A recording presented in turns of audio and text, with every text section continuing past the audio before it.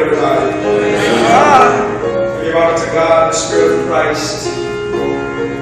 This precious privilege and moment once again to stand behind this sacred desk. I give honor to Pastor Doug in his absence, to Reverend Dr. Fulton,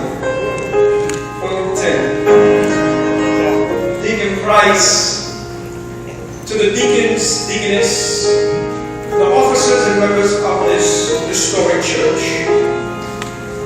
And of course, my friend, Dr. Browner. We just came out of VBS in the early weeks of July, and I was trying to get Dr. Browner to sing a little something at VBS, but finally I got him to sing a song. Amen? Amen. And of course, last but not least, my precious wife, as Deacon Price mentioned, we just made 4 years. And I always tell her, I always remind her, I said, you know what, it's like if I still just met her, amen, and that's a good thing. Because, you know, we live in a funny hour. We see a whole lot of stuff going on. But we know by His grace and His mercy, we can do all things through Christ. I'm not going to hold you long, but I do have a word for you. And if you have your Bibles, turn to the book of John, chapter 5. The book of John, chapter 5. We will commence at verse 1. St. John, chapter 5.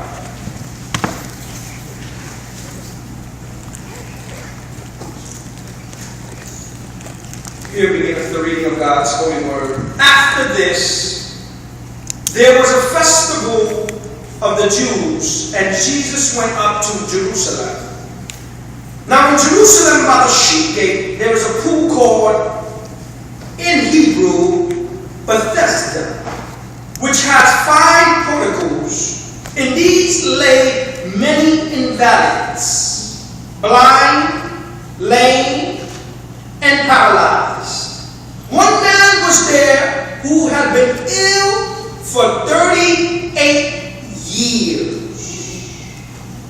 When Jesus saw him lying there and knew that he had been there for a long time, he said to him, "Do you want to be made well?" The sick man answered him, "Sir, I have no one to put me into the pool when the water is stirred up. And while I am making my way, someone else steps down ahead of me."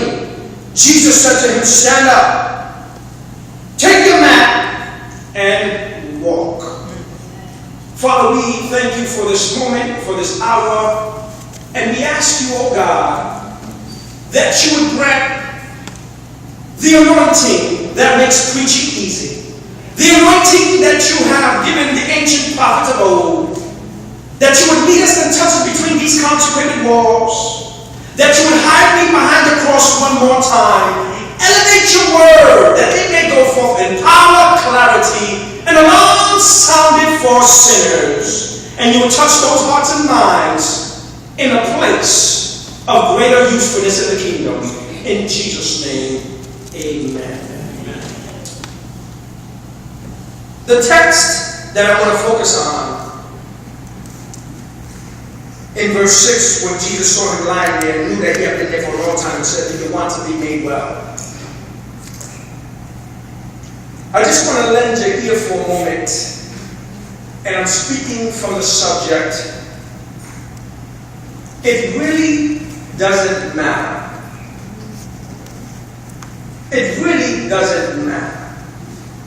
Now, before we go into the text, one must understand the context of the text.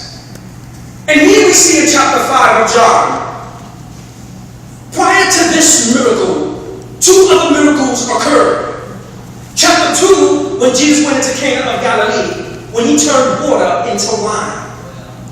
And later in chapter 4, when he touched the centurion's man and he said, "Go, your son liveth." We see in those miracles that Jesus gave a directive. Jesus gave the beckoning call. But here, in chapter 5, we see something different. 1, it clearly states that Jesus was going up into Jerusalem. Now, the text is letting us know that he went to Jerusalem in order to fulfill one of the Jewish feasts. Now, anyone who knows that there are 3 feasts,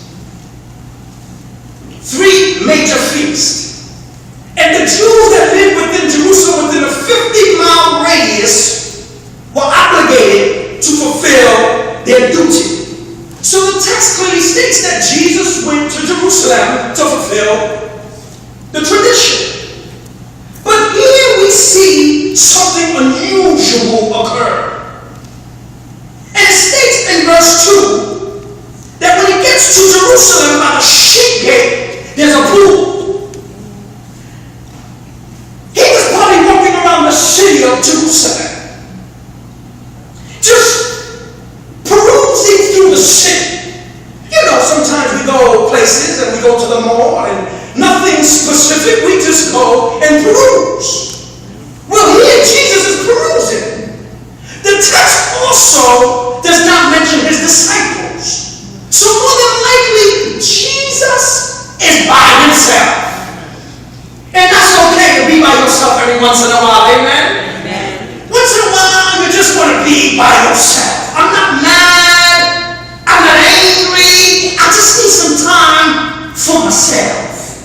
Just to hear my voice. Just to feel my heart pitter-patter. Just to feel my toes. I don't want to hear no other voices. I don't want the phone to bother me. Don't knock on my door. Don't tweet me. Don't text me. I just want to be by myself. And here it states clearly that Jesus was going through the city. But as he goes through the city, he comes to a place called Bethesda. And in Hebrew, the word Bethesda means house of mercy. But as you read in the text, it's really not the house of mercy, but the house of misery. Because when he gets to the pool, and just if you would cast this in your mind's eye, when he gets to the pool of Bethesda, it's like a pentagon shape.